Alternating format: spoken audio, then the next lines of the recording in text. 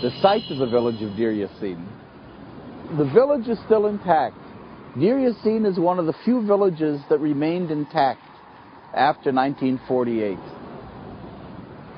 The Deir Yassin village is now a mental health center. So the buildings are used and they're all fenced in. You can't go into the village. Around here in all the lands of Deir Yassin is an ultra-Orthodox Jewish neighborhood. The village of Deir Yassin traces back 700 years or more. It was a village of about 750 people, mostly stone cutters, who quarried limestone and cut it and shipped it to different places in the area. Most of the Arab houses in the village were heavy cut limestone houses with arches and gateways and so forth. Their land was desired to build a Jewish state. Their land was in the corridor between Jerusalem and Tel Aviv, and there was a plan formulated to drive all of the non-Jews out of that area. These were Arabs that were living there peaceably and were driven out because they were not Jews.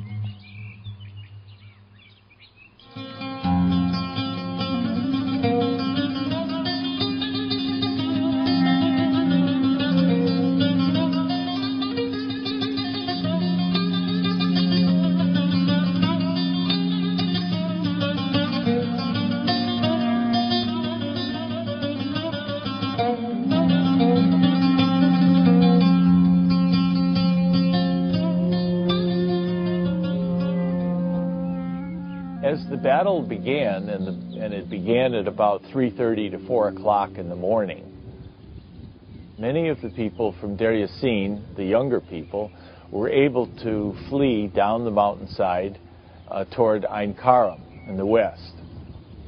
What they thought would be an easy target actually turned out to be much more difficult.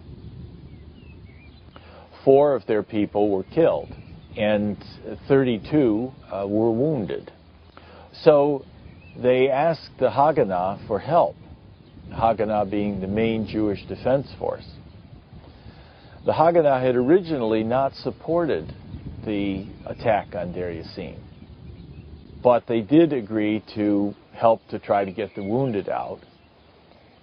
The Haganah had a strike force, an elite force, called the Palmach. The Palmach sent 17 men with a 2-inch mortar, and within an hour they killed all of the resistance at Deir Yassin. It was at that point that the professional soldiers of the Palmach left the Irgun and the Stern gang, humiliated in front of real soldiers and angered by the loss of 4 of their own, began to systematically murder men, women, and children at Deir Yassin.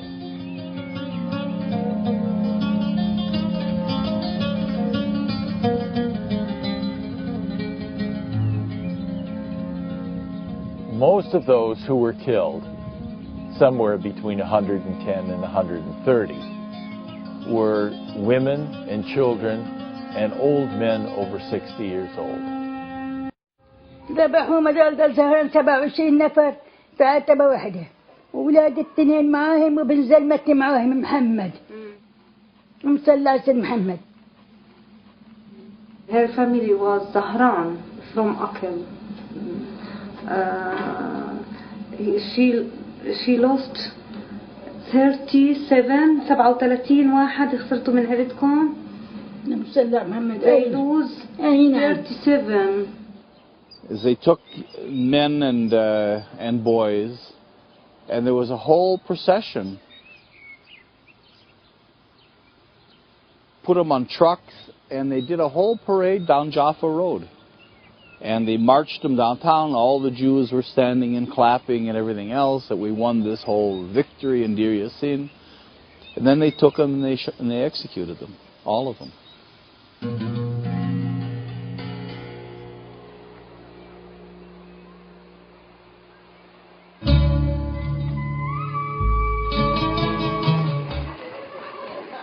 That, I guess, is why Deir Yassin was heard about, because it was an act done for publicity purposes in a way. Like, they did this and they wanted people to know that it happened.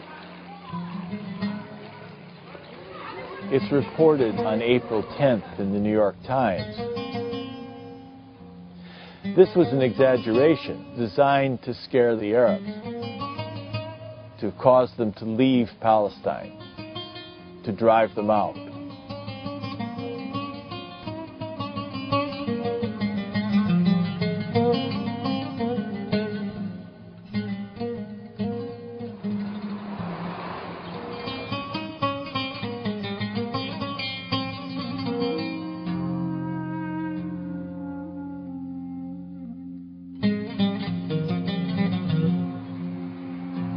I remember stories of people telling us that in some situation where the Zionist movement has some actors who has relation to Arab villages, and they would come to the head of that village as a friend, and they will tell them, I heard secretly that the Haganah is coming tomorrow for your village, so take your family and go.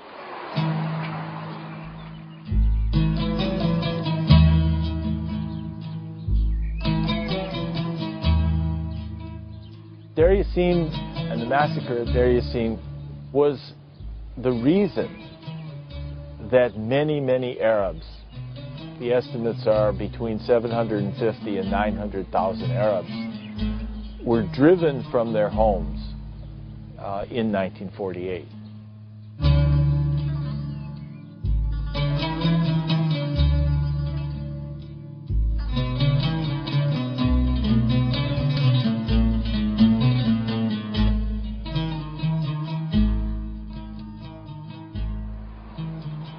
When Israel was created, it displaced another nation. It is not only that they started living in an empty place, but place, Palestine and the villages and the mountains and the hills were inhabited by another nation.